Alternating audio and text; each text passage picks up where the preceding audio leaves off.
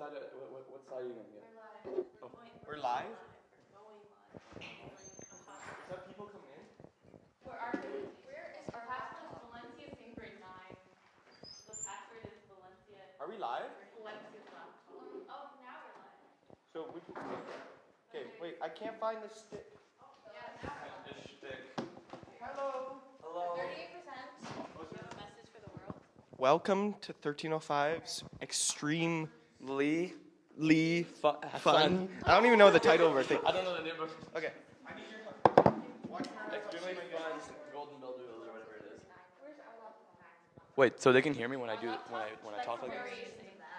Testing. Both of these are on. Okay. Emily, is there anything else you need? No? Okay. Okay, what side of the room do you want? If you're on this desktop, I'll take this. you kind of see what's happening live. This is just gonna be our friend. He'll come at the end of the day. We're live. The lamp. But she's like, I'm gonna give you guys a whole dancing experience.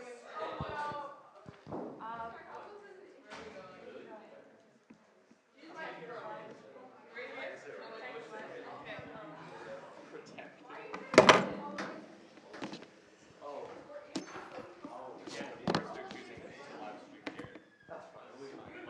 I thought that's what this was. Wow.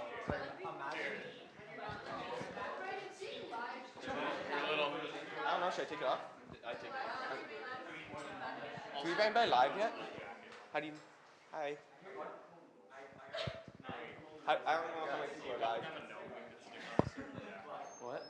Tyler Odd's probably like watching this and be like, what the fuck are they doing? Oh.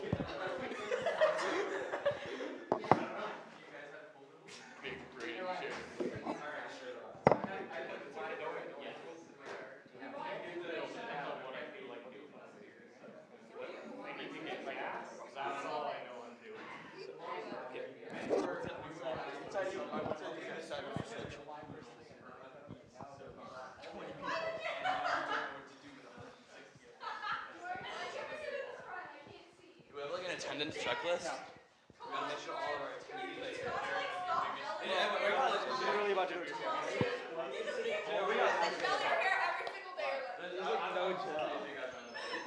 My favorite Kelso. Last one.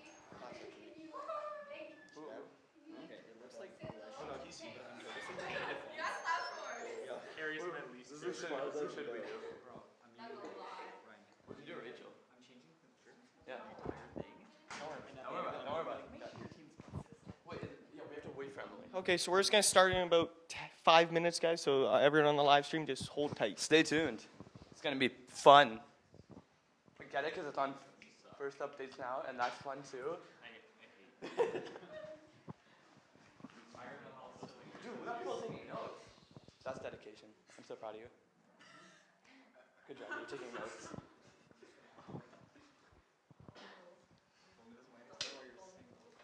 Don't mind. Yeah, it's exactly. That's really good. Just don't be broken. Yes, can you try mine? Let's go.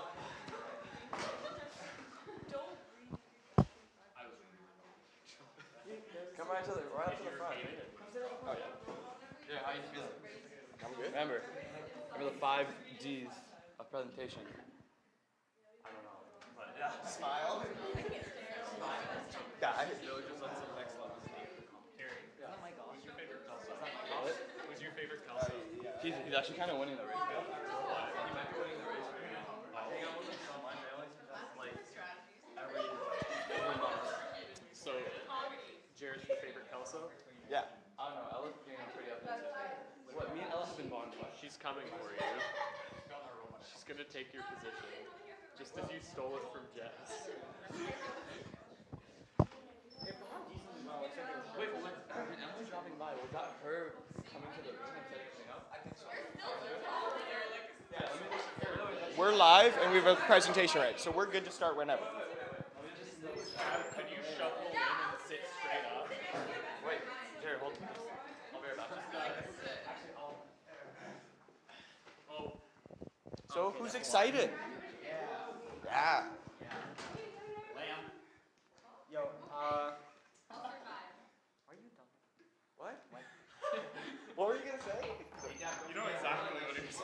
Yeah. As we're using the mic, stick it right in front of you. Don't forget what I'm doing. Thanks. And then you're going to lick it. I see what else. Nice stance. Okay, we ready to start? Let's go. Let's do it. Okay, so welcome everyone. We're 1305. This is going to be a very chill presentation. Yeah. Play on words. We're ice cubed. Yeah. Great start, I know. Okay, so today we're going to be talking about the golden rules of our build. So this is what works for our team. So we're going to start off with some tips and tricks that we have. Then we're going to go into our golden rules. And then we're going to do some fun activities at the end. Our extreme core values, we call them. And there's going to be some time for discussion on some different topics as well. So we're going to share new and previous learned lessons, turn past failures into success, open discussion on how we can improve. We're going to talk about the golden rules and how to build a better bot, share stories and memories, and most importantly, have some fun. So just to start off, so I'm Jared Kelso. So I'm a grade 12 student. I'm the 2020 co-captain of 1305. In previous years, I've been the drive coach of 1305. And I'm looking to pursue film or media in post-secondary. Good job. I'm Harry, or Harikesh Panchal. I'm a former 1305 student. I'm now an alumnus and a post-secondary mentor. I've worked on both aspects of the team, or most of the aspects of the team on business and build, and I'm now a first-year criminology student at Nipissing University. So hopefully all of you guys know what First Robotics Competition is if you're here. So pretty much what it is, it's building robots. You guys all know this. But what the saying we always say, the more you put in, the more you get out. So the more work you put into the robotics competition, the more you get out, the more fun you have at a competition. So just always have fun.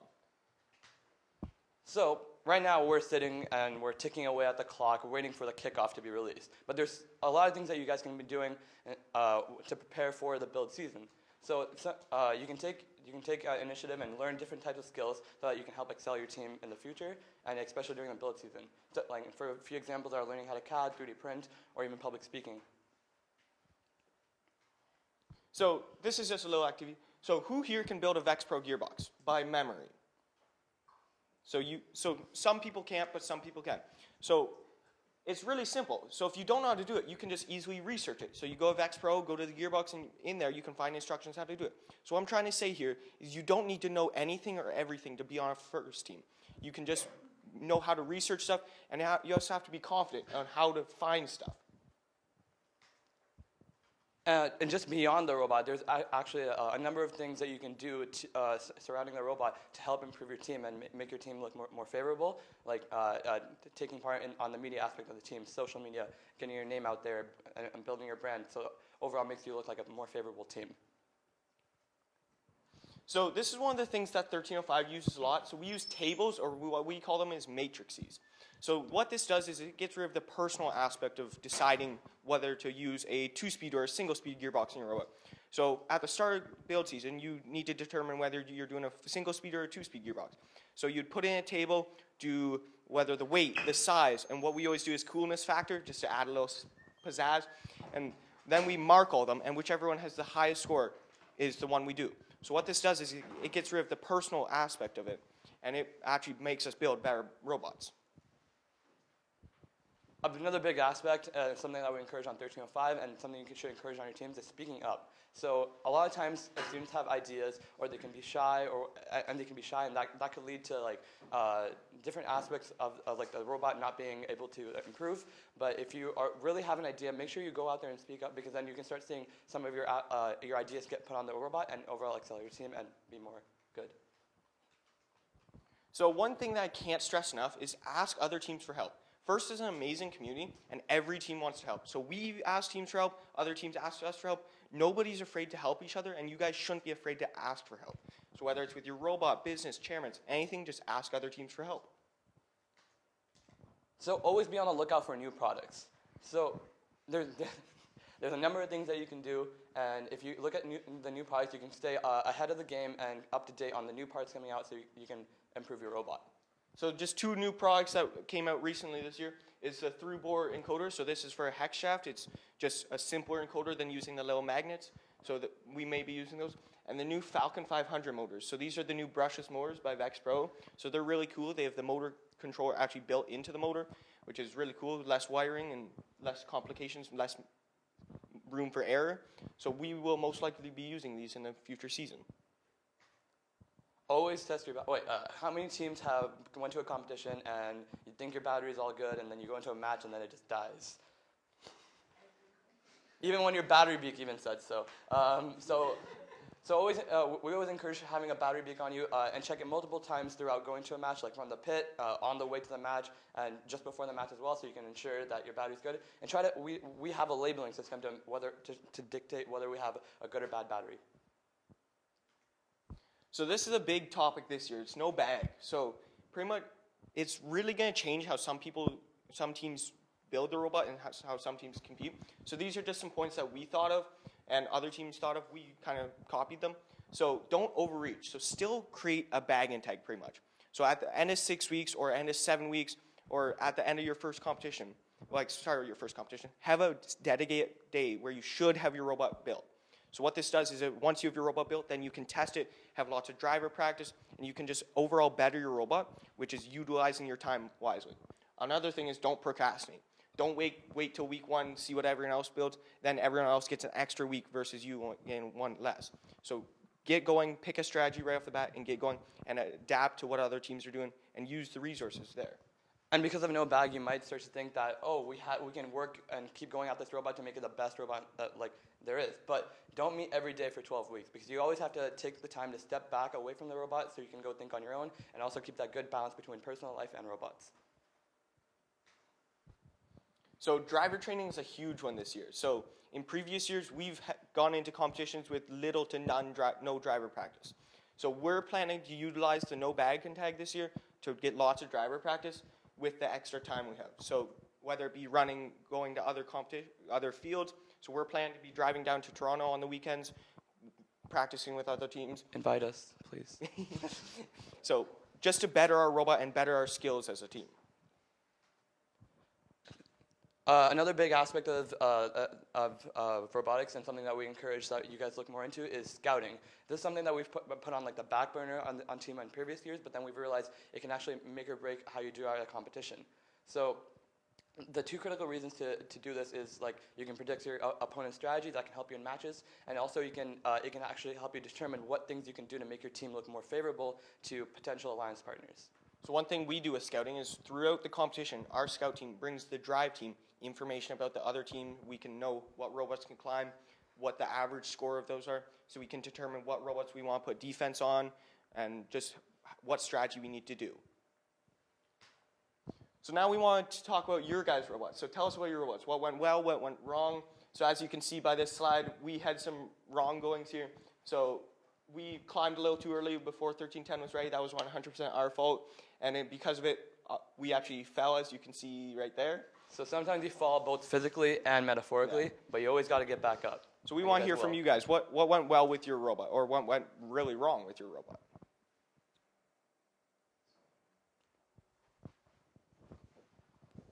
We had a climb piston break, first qual of DCMP, because we designed our system to have a 2-foot pneumatic piston, and we didn't think anything was wrong with it. So we reevaluated our life decisions and elected to use a 12-inch bore after that. So for my team, Yeah. okay, yeah. So for my team, it's, I guess, things that went well, I guess, in strategizing, kind of focused on one key aspect of the competition rather than try to grab everything and be kind of half-baked at everything. Yeah, exactly. And the other, I guess, going wrong, one time the robot actually tipped because I guess it's more of a timing thing. They were like saying, wait for the other robot, and drive team decided, I guess somehow discussion was go slow rather than say wait and gun, because always the robot's a bit top heavy, and it was more of gunning it and never go off. So kind of just yeet off the half and don't kind of baby around. Exactly. So learning throughout the competition is a huge part. Oh, We can do one more. Okay, fine. Yeah, so 188, we were trying to climb level 3, and we had an encoder break on the bottom of our climber. So rather than it go at, like, I can't remember what the rate was, but it just, like, went full speed. So we ended up driving full speed with our climber into the hab, ended up bending our climber, and then we shattered 2 gearboxes at the top, also breaking out Rio and a PDP. So that was sick. It also ripped out a battery and screwed us over for a real long time. That was fun. But you guys learned from it, right? So every teams have failures. So that's what we're trying to prove here. All good teams, bad teams, everyone has failures. Everybody falls at one point in their career. So now we're going to get into our golden rules. So there's 13 rules in total. We're going to go through them one by one. If you want to see these further, they're on our team website, team1305.org. And this presentation will be up on there as well. Yeah. So we're going to get into rule number 1. So pick a strategy and stick with it. So 148 is a great example of this. So from week 1, they pick a strategy that will hopefully win them champs. So they pick a strategy and stick with it throughout the whole competition. So pick a strategy, stick with it, and that will prevent you from jumping strategies and actually wasting time. The next rule is keep it simple, stupid. So it's about sticking to what you know and building on those facts. So Team 2056 OP Robotics, as most of you guys know, it is really good at doing this because they've learned things over the years, and if they can do something in a simple way instead of a more complex way, they'll take that route. You can see that similarities in their 2018 to 2019 robot. Their elevators are practically similar because they know how to do that, and they're just going to build on that. The next rule is to research your parts. So we used these high grip anti-mark wheels last year on our robot, and we actually had to change them out really frequently because they're actually cracking and shattering and breaking. So at the end of competition season, we went on Chief Delphi and searched up high grip wheels, and sure enough, we found about 50 threads of how bad they were and how they broke for a lot of teams. So if we've researched our parts in advance, we will have had less problems because of it. Those wheels are really bad for concrete as well. Yeah. The next rule is steal from the best and invent the rest. So it says here, don't reinvent the wheel, use other teams' robot designs and CADs, use all your resources available. So if another team has a unique design for an intake or something from previous years, and you can adapt that into your robot because you know that it'll work. So an example of this is 1619 when they came out with the first original suction climb for 2019. And you can the similarities you can see in another one of the teams that we know, 254, the Cheesy Poofs, actually changed their climber so that they can do this climb, so they can get the additional hab climbs with at competitions when they advance. And it's not just about the designs on the robot and CADs. Use all the resources that you have from other teams available to you. So in other resources, going to teams' websites and finding their technical resources, their binders, and stuff like that. And SWAT's a good example for this. They got mechanical and electrical workshops on there, so you can gain that knowledge. Exactly. So next rule is no swerve drive, no suction, or no scissor. So we got some memes up here, but don't worry. So we're gonna start off with no scissor lifts. So we try as a team to not to do multiple jointed scissor lifts because they tend to be weak and just not very accurate. We actually did a single axis scissor lift for our climb last year. It actually worked very successfully for us. So at times in the year you can break these rules. We try not to, but you can. No suction. So we were actually blown away when the first suction climb came out last year, and when 971 had the suction for the ball and the hatch, we were blown away. So we did not expect any of this, and it actually blew us away. And then no swerve drive. So I can't stress enough, if you've never done a swerve drive before, do not do one for competition. I see teams fail because of it, so don't do one unless you've done one previously.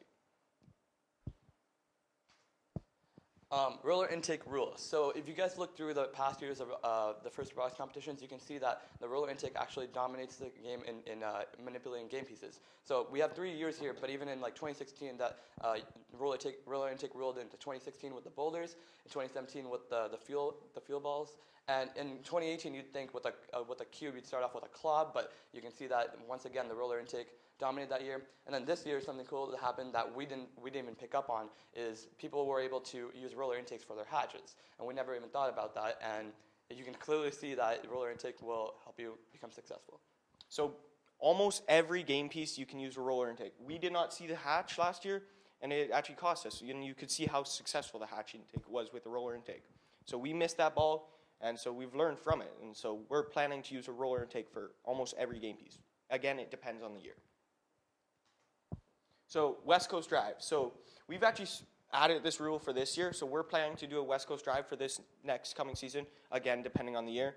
But so in previous years, we've actually screwed ourselves with autonomouses with not changing our wheels, where we have had so much wheel wear that our autonomous was actually changing. So we had changed the code, and then we had replaced the wheels, and then the autonomous would all be messed up. So because of we had a box around the wheels with it was riveted, we actually got lazy and tired that we wouldn't change them frequently enough that we actually messed up our autonomouses. And so we actually didn't change our wheels enough that actually changed the performance of our robot. So using a West Coast drive is so much easier to change the wheels and fix any belts or pulleys within it. So you just need to take a screw off and then replace the wheel. It's so much simpler and so much easier. So another rule that we have is anything that goes outside of your robot is to extend it with a pneumatic and use Lexan when you're extending anything out of your robot. The reason we use pneumatics is because it works like a spring. So if you're driving around really quickly in a match, you can use it as a spring to quickly unload it so that you can prevent yourself from damage, whether you're running into a game element or if a defense bot is coming to defend you. And when possible, try to use Lexan because Lexan has, upon impact, it'll flex and it can be bendy so that it'll retain its shape the way it was, rather than aluminum, which will bend and form into the shape that it gets dented in. Yeah, so aluminum, if it gets hit, it'll bend, and then you can bend it back, but it'll create a weak point there. So versus Lexan, we've actually had our intake ran straight into another robot and then bend right back. So it's a very useful material that we use when we try to use intakes. Always build within your team limits. This is something that 1305 didn't do really well last year because we didn't actually take a step back and look at the resources that we had. And then last year we decided to go full send for a 360-degree turret. And the resources that we had made it difficult for us to strive in other aspects of the robot, such as our intake that we didn't get to allocate enough time on because we were using our time on the 360 turret. So we actually didn't get our robot built until like just at the end of 6 weeks. So we actually rushed to get it finished because we spent the extra time on the 360 tower. So if we looked better at our team resources, we would probably not done that, but it was still fun to do it. So one thing that we've started doing since 2016 is catting your robot. Catting your robot really helps you build a more successful robot. So some things that will help you with is seeing stuff in the future, planning stuff, saving resources. So if you want to test something, you can just CAD it instead of actually building it to see if it works. Another thing that we do is we actually build everything to CAD everything to scale and to the proper materials within SolidWorks. And from there, we can do stress tests. We can do simulations. So we actually did simulations for our climb to find the perfect angle for our climb to use the least amount of strength for the motors. So that helped us find the best for our climb.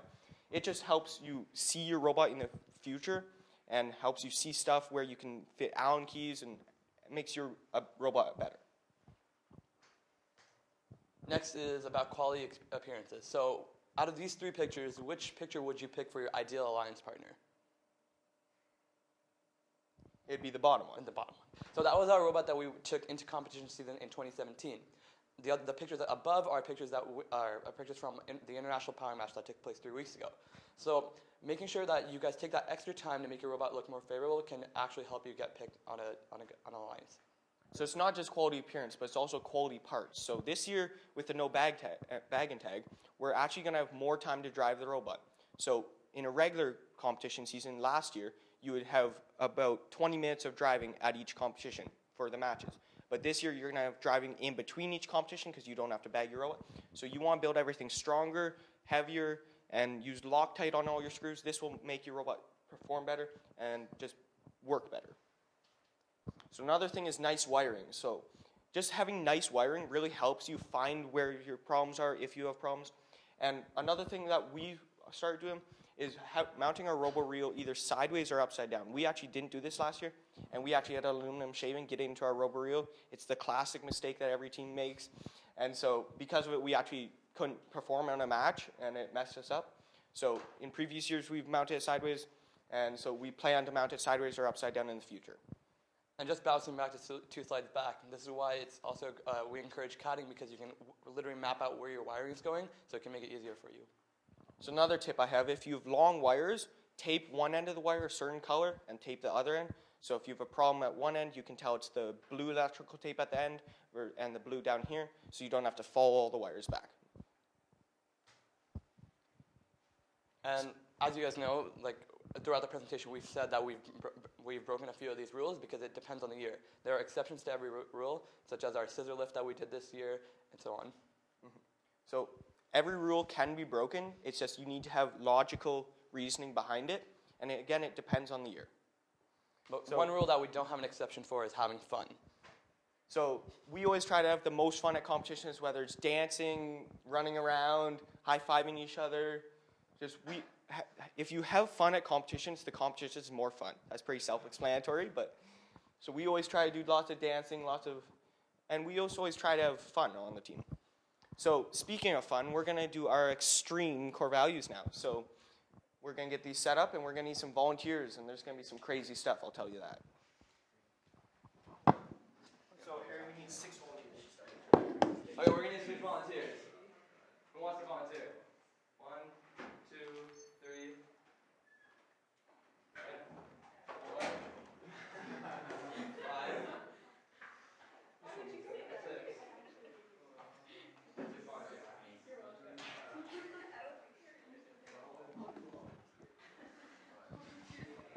So these extreme core value games are the events, we run these at our FL tournament in North Bay, and all the FL kids love them, so we thought we'd bring them up to you guys and share them with you. So we need 3 people on this end and 3 people on this end. So pick a cube. So, and you guys pick up your plungers. So this is a race. So you guys are partners, you guys are partners, and you guys are partners. So you guys each need to take some balls, and you guys got to bounce them, and their partner needs to catch them in the plunger. First to 5 is the winner, okay? So we're going to start in 5. Watch out, Harry. Get out of the camera view.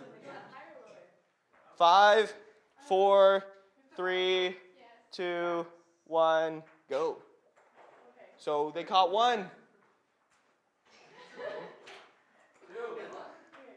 3, 4. Oh!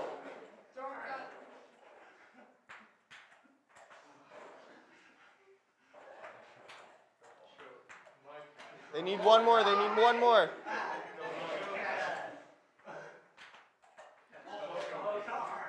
Hey, we have a winner. Okay, awesome. You guys just want to help clean up the balls quickly? So we'll just get set up for our next game.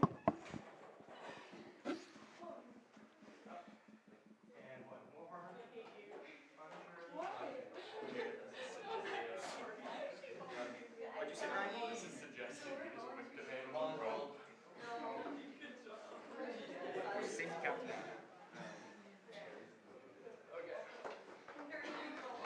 Okay, so we need 3 brave volunteers for this one. Very brave. So we have Ryan, and you want to come up, George? Okay. So what we need you guys to do is each put a pair of pantyhose on. I don't know if you guys heard that, but we need them to put a pair of pantyhose on for this game. So put a. Wait, there's 2? He's holding 2. Okay, we'll take a minute, throw those up. So you got this. Oh, you have to take your shoes off. Yeah, take your shoes off, guys. Get them on. What? Because it's gonna rip, bro. Take the shoes off. Why? What? I'm moving on wrong. I don't want to do it first. You guys have to take your shoes off for it to work. Take your shoes off now. Come on, guys. You guys got this. Do we need to pick new volunteers? Watch out, Harry. Yeah. Okay, they're doing it. I'm not breaking things. Okay, Ryan, do you need a hand? Yeah. Okay.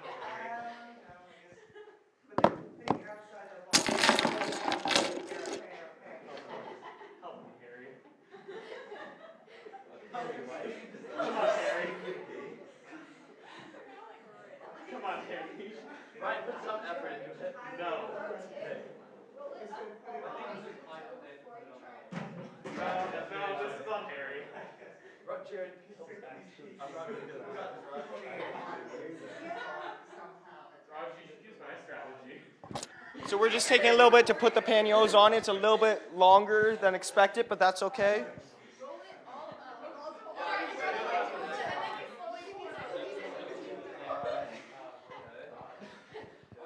Who came up with this idea?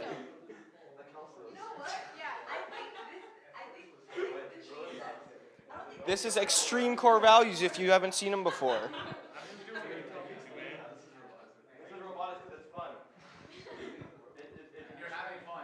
Am I having fun? Harry's like, you're having There is a fun. child putting pantyhose on me. I'm a child. I am inferior to you. Are you?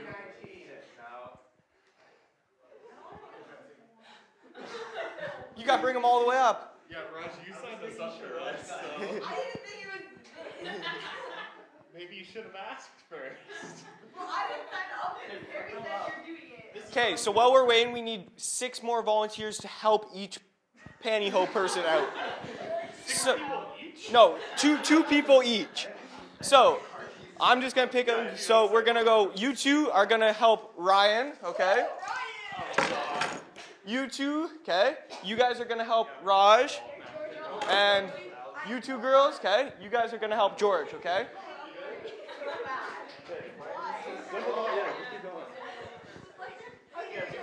Okay.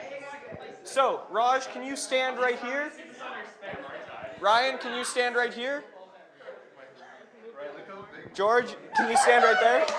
Okay.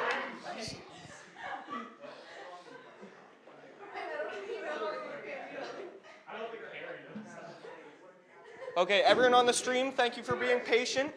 So now, everybody has their partners.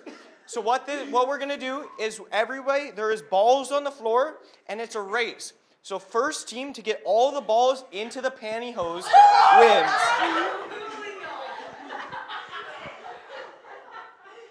So, is everyone ready? Game starts in 3, 2, 1, go, go, go.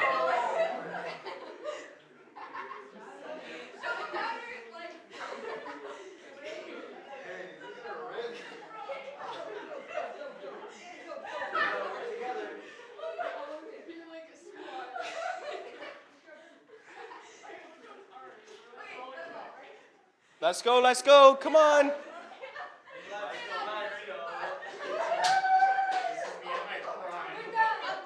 We have a winner.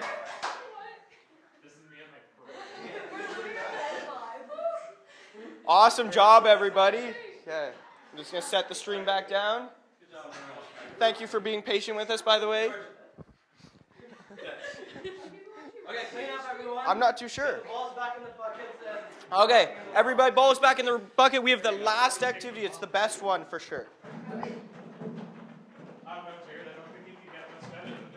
Oh, you have not seen what is coming next. You put George, Rush, and I in hand. Yeah, and then show the balls. I don't think it gets better. The next activity is by far my favorite.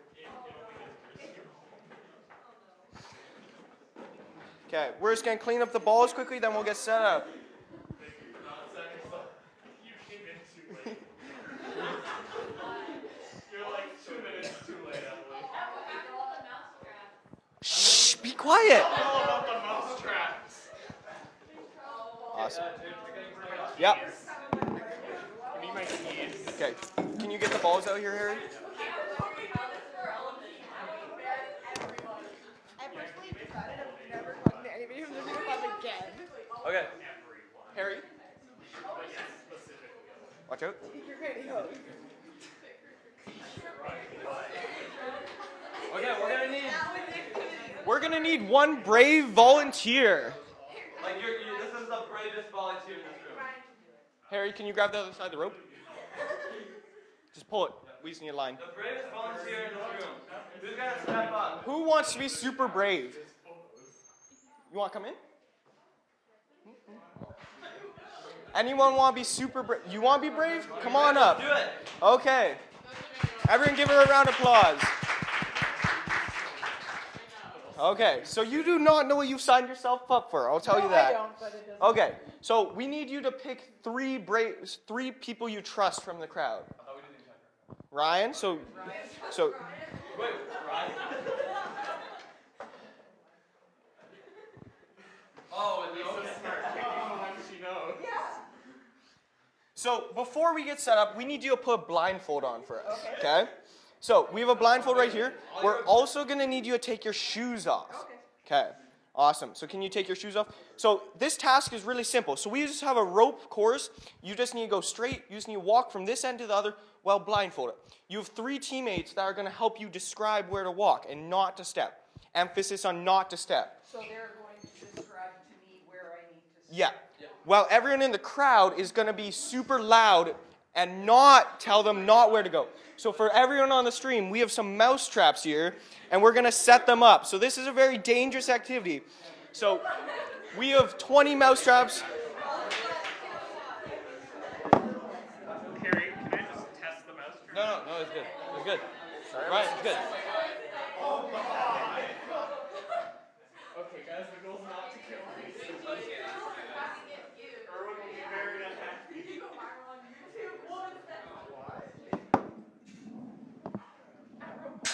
So they are real mouse traps. I was really hoping they were guns.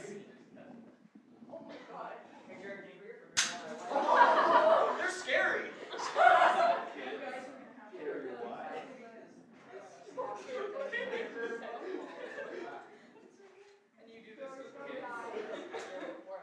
So wait, you do this with FLL age kids? Yes. That's a bit sadistic. So these are real mouse traps for those of you who want to hear it. So this is what they sound like. So very scary for those of you on the stream. I will not test it with my finger, I'll be honest. Okay, so that looks like a pretty deadly course. I'll show everyone on the stream in a second. So our brave volunteer is going to throw her blindfold on, and then the brave teammates are going to describe. Well, But you guys got to be very quiet so that they can give them proper you guys have direction. To be very quiet. Wink, wink. We do not. So as you guys can see, we have a course there with a bunch of mouse traps in it. So our volunteer has been blindfolded. So what we are going to do now is we are going to begin. Is everyone ready? Okay. Just a quick question. Yes. What are we and aren't we allowed to do? You want to help her. With your Okay. Okay, so we're going to begin. So your job is to get to the other end of the course. So words only, right? Yeah. Tell her where to go. Let's go, let's go. One step forward. So we want to be really loud, guys, so she can't hear. Let's go, let's go.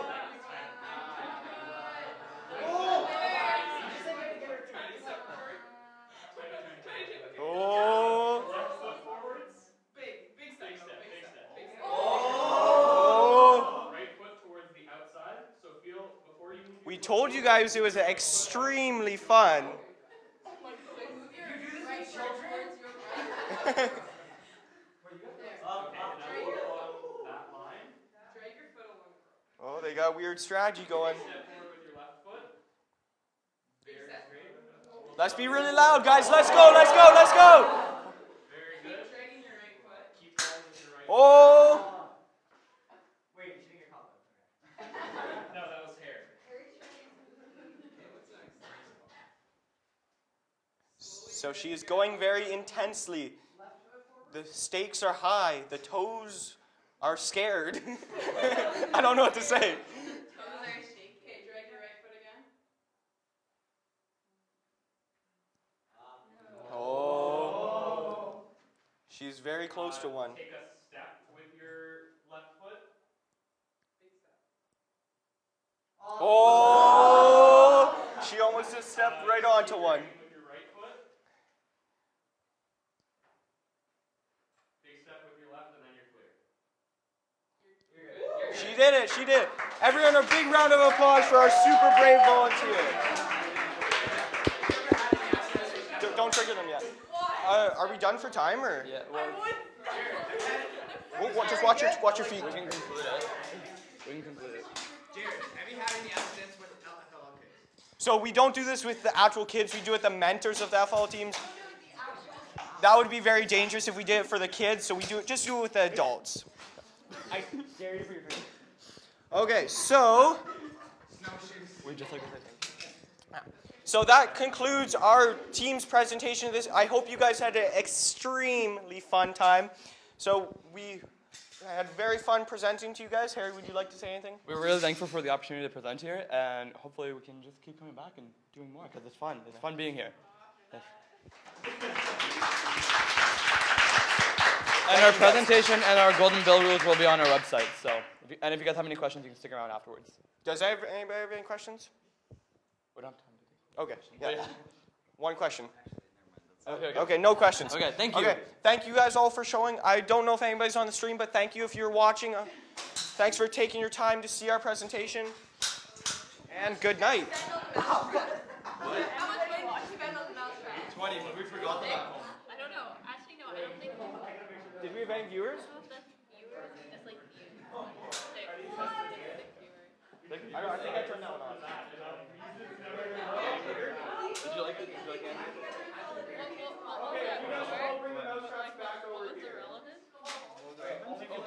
One of our golden rules is have fun.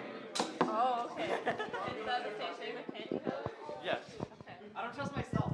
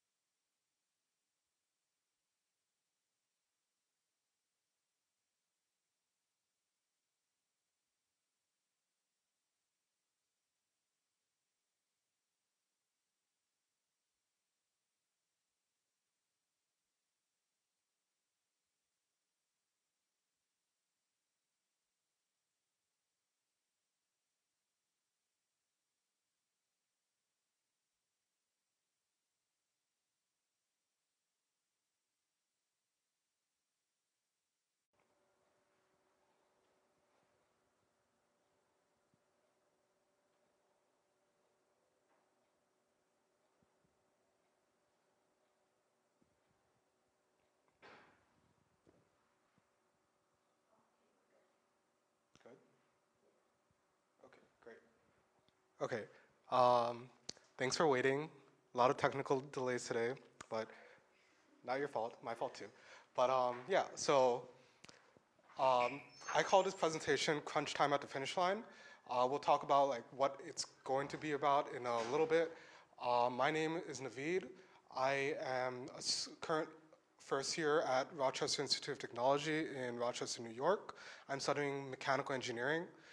I spent 4 years on FRC 694 SWATposium, which is a team based in New York City.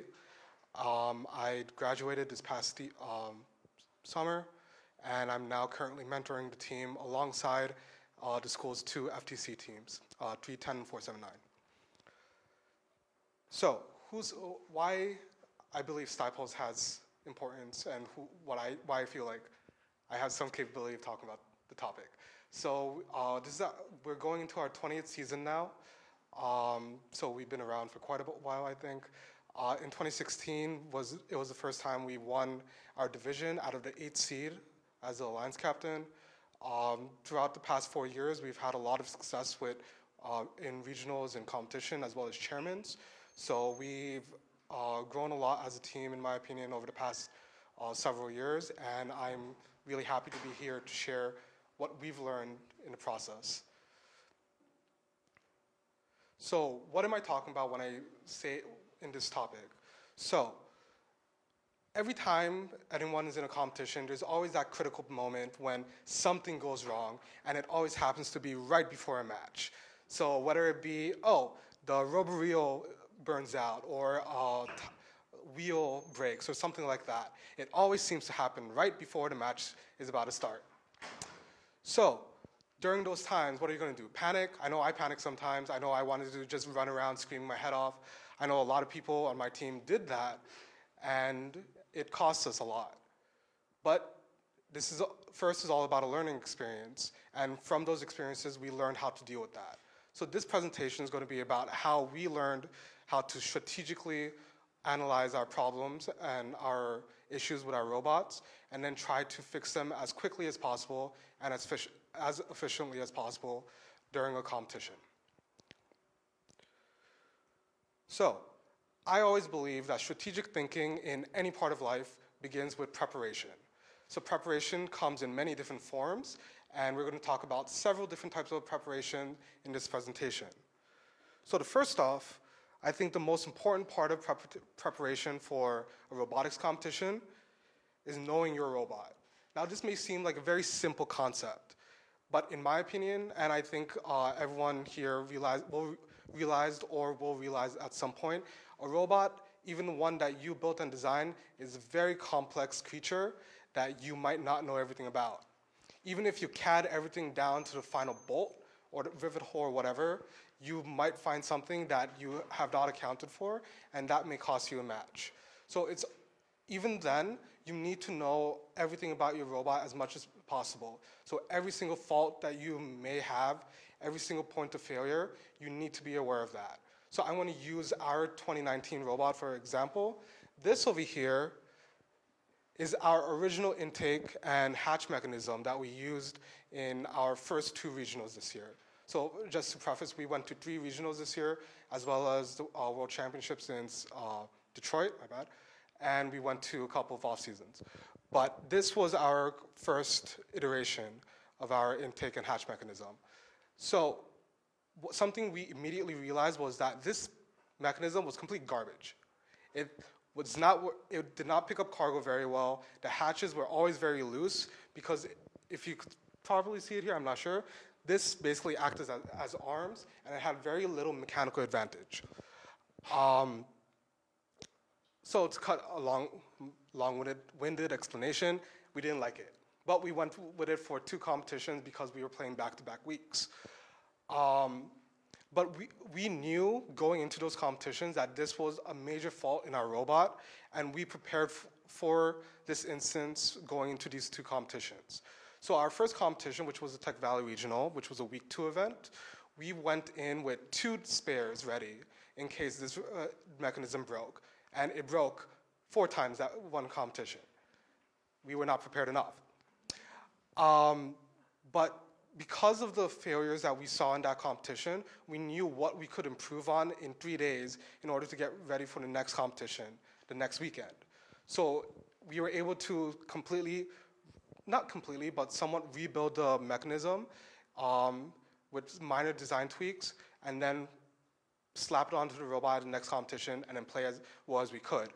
It worked a little bit better at our second competition, which was Central New York Regional Week 3, but again, it was not meeting our expectations, and it was not really feasible. So what do we learn from this experience? A, we learned that mechanism's bad, but B, we also learned that we need to prepare more for inevitable failures. We knew that this was going to break, but we didn't have enough spares ready for us. We also had several other major points in our robot that we knew were going to be potential failing points. So it's not visible here, but our robot was basically, our elevator on our robot was attached to 2 pistons, and that allowed our robot to swing back and forth in and out of frame perimeter. This was a very fragile point of our robot, and we had around 6 pistons available to replace it. The funny thing is, this was the one thing we never had to replace, but that's besides the point. We knew that this was a point of failure, and we had things prepared in case it ever did fail.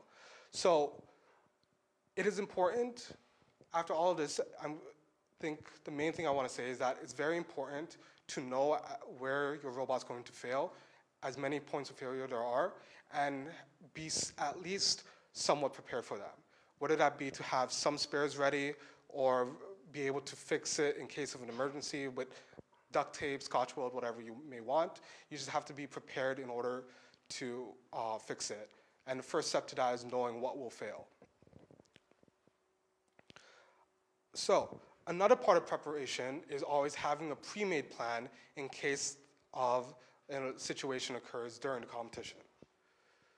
So on our team, we have various steps that we go through every season in order to prepare us for an inevitable failure, or just in order to make sure we're always prepared for a match. So over here is our priority list, and this is a list that we always make at the beginning of each season.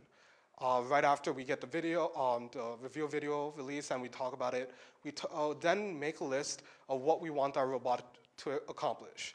So as you can see, for the priority list, the first thing we have is drive, because without a drivetrain, you're not going to be able to do, you're mostly not going to be able to do anything.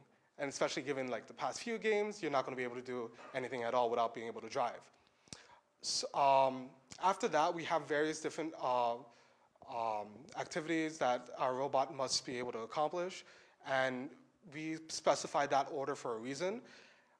This priority list is then later used during competition to help us decide what is more important to fix if, say, we have multiple things breaking.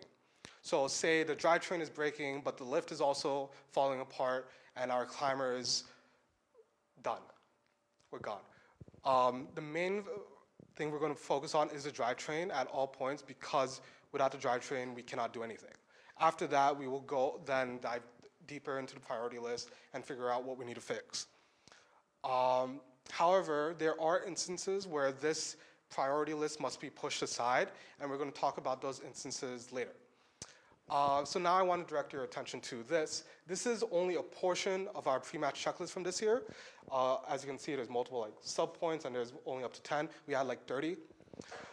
So what the pre-match checklist is used for is to ensure that our robot is at peak condition before every single match. So before every single match, we go through every single point step by step and make sure everything's working as well as possible.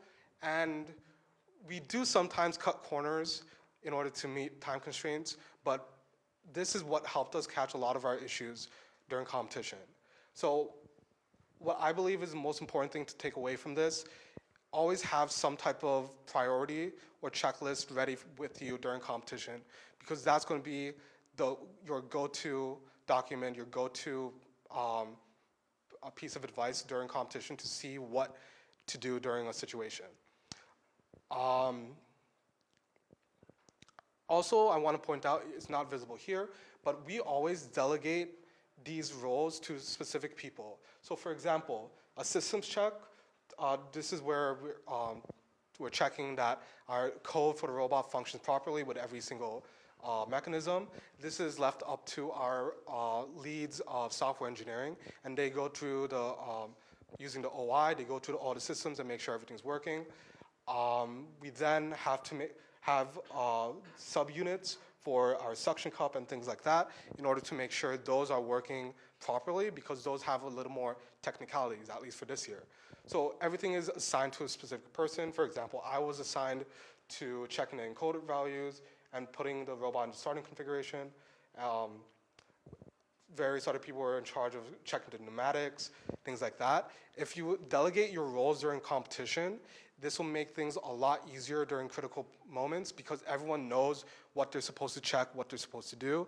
And this speeds up things a lot, because people aren't walking around or running around trying to figure out what to do or when to do them. Do we have any questions so far? Okay, great. So we're going to go now talk about what I meant by we need to forget the priority list sometimes, and that is knowing your position. So what I mean by this, two things. I mean knowing your position personally on the team, and then knowing your position as a team, as a whole on an alliance. Because those are two very different things, but are both equally important in my opinion. So first off, your position on your team. In the heat of competition, there's always going to be some tensions that rise. This is, in my opinion, inevitable, because it's a high stress situation. People get angry, people get frustrated. It gets hot, stuffy around each other in a small pit. Things happen. But during those times, it is critical that the leaders of your teams are responsible for ensuring that everyone keeps calm and things are done in the order that is necessary. So the main point over here is that during the most critical portions of a competition, you need to rely on your team hierarchy or team leadership structure. These positions are there for a reason, and these people were put in that position because they know what they're doing. So you need to, if you're the leader, you need to trust yourself and your team members to be able to listen to your decisions and your choices and be able to follow through with that decision in a high stress, intense moment. As a member who's, I don't want to say under the leader, but basically under the leader, it's your job to accept that it's not time to argue, and it's time to just listen to what you're being told and do it. The main thing is to understand that everyone who's working on a robot is part of the team as a whole, and everyone wants the team to succeed. Any other points? No. I'm just going to briefly explain over here. This over here are the three presidents of our team. These are basically the main heads of how our team functions. We have 3 presidents and then 3 vice presidents. During competition, the people who are in charge of what happens to the robot at all times is the president and vice president of engineering. Now that might seem strange because there's a president of software engineering, but our team has accepted that during competition, the president and vice president of engineering are the ones in charge because they know the most about the robot, and they're the ones who need to make the critical decisions about what to fix and when to fix it. I'm going to briefly talk about the other positions. President of software engineering and vice president of software engineering during the competition is in charge of making sure all the OIs functioning properly, CVs functioning properly, cameras, etc. And they're also in charge of making sure our alliance partners are able to function properly during an autonomous period or during a sandstorm period. From our president of marketing during the competition portion, they're responsible for engaging with other teams, making connections with sponsors and representatives that come to the competition, as well as ensuring that they're communicating with the other presidents and making sure everything's done in an efficient manner. They're also in charge of all award submissions during competition, so that means Woody Flowers, Dean's List, Chairman's, and every other award that comes to the pits. they're in charge of making sure there are people answering or talking to judges, things like that. So, we talked about the person's individual position on the team. Any questions about that? I feel like I was a bit uncertain about it. No? Okay. So next up, your team's position on an alliance. So it is always important to recognize and accept basically which position you're picked into, whether you're the captain's first pick, second pick, or third pick, if it's that type of event. No matter what position you're picked at, you are critical to that alliance. So I know that a lot of teams feel that being chosen, as a third pick, you're just a backup bot. I do not believe that at all. You are chosen onto an alliance for a reason, and that's because that alliance needs you. So, as your role on that alliance is to always be prepared. This goes for every position, by the way. Always be prepared to play, always be as functional as you possibly can be, and be sure that you're cooperating with the rest of your partners in order to maximize efficiency. So, besides that, your role will inevitably change based on where you're picked. So, generally speaking, the first pick and the captains are usually the heavy hitters or the ones that score the points in most games, while the second pick and third pick are generally left for other roles. In this game, in Deep Space, it would be defense or counter defense or things like that. They'd also may be chosen because of a special ability that they might have, such as climbing or being able to fit on the hab with partners, things like that. However, depending on the situation, your role can change drastically during the competition. So I want to use this alliance here as an example. If you were wondering about the event, it's an event that happened this past summer in China. Teams from around the world are invited to compete there alongside experienced and pre-rookie Chinese teams. So 10 international teams were invited to help those pre-rookie teams, and then we competed alongside them in a 3-day tournament. And the results were 8 alliances of 4, and then competing in elimination style. We were chosen by the second-seeded alliance as the first pick. So the alliance captain was 359. Then it was us, 694.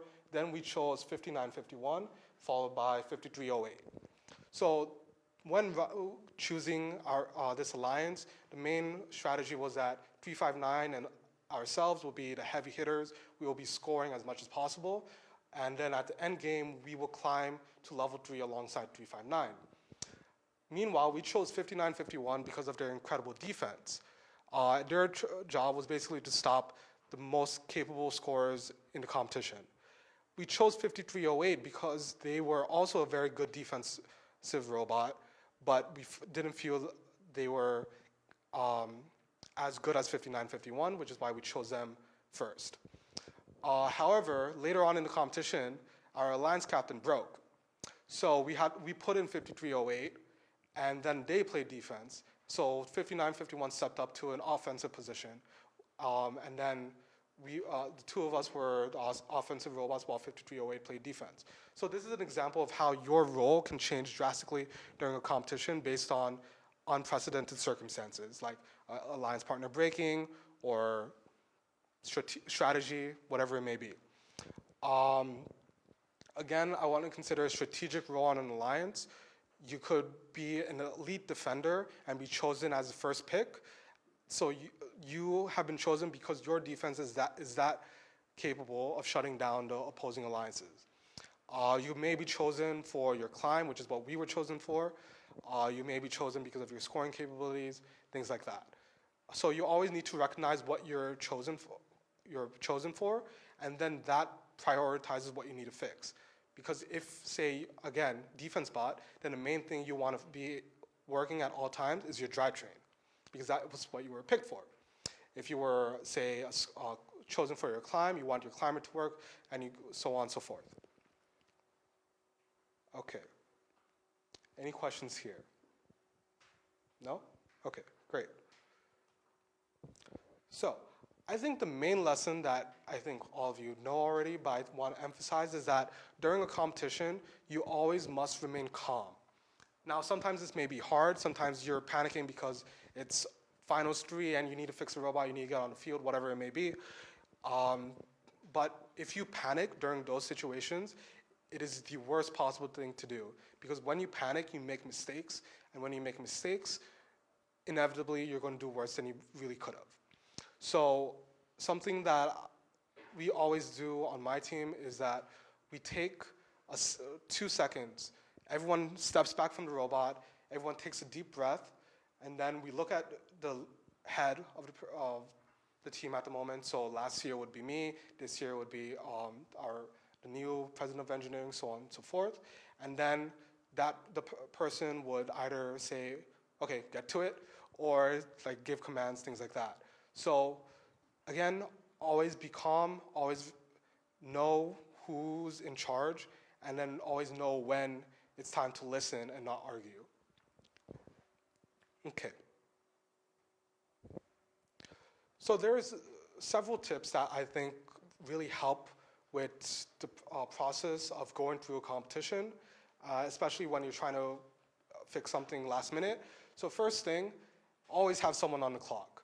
Whether it be a timeout or a match is going on right now and you're playing next, whatever it may be, always have someone on the clock. There are so many cases where we didn't have an eye on the clock and we ran out of time to fix something, or we ran out of time to get on the field. So we were not allowed to play.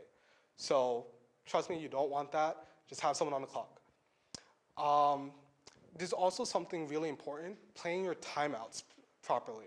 So this might sound a little bit strange, but there are many teams around the world that choose exactly when to play their timeouts. Because you don't have to immediately, like at the start of a field fault or field timeout or something like that, that's not when you have to play a timeout. You have to play you could play a timeout as late as around the 1 minute 30 second mark, something like that. So you could wait until the last possible second in order to play that timeout. So the reason you may want to do this, setting a timeout may give your alliance an advantage and you don't want to give them that. Or if you want to maximize the amount of time you want to have available to you, sorry, this is important. When you ask for the timeout, that is when your time is reset immediately. So if you ask at the 5 minute mark, then you're just going to have 5 minutes. But if you ask at like the 2 minute mark, then you'll have like 8 minutes because the 3 minutes already went up. So really important to play your timeout strategically. Also keep note about field timeouts, things like that, because if you don't need to use your timeout, might as well save it for when you really need it. Also, again, same wavelength. Listen to when other alliances are playing their timeouts because, again, don't want to waste. Spares. Spares are really important for your robot. If you are able to have spares made or have them available to you, I highly recommend having them always available and readily accessible, because you never know when you may need them. Like, it could be 1 second your robot's working fine, next second half of it's broken. So you gotta build a whole new robot in like 3 minutes. It happens.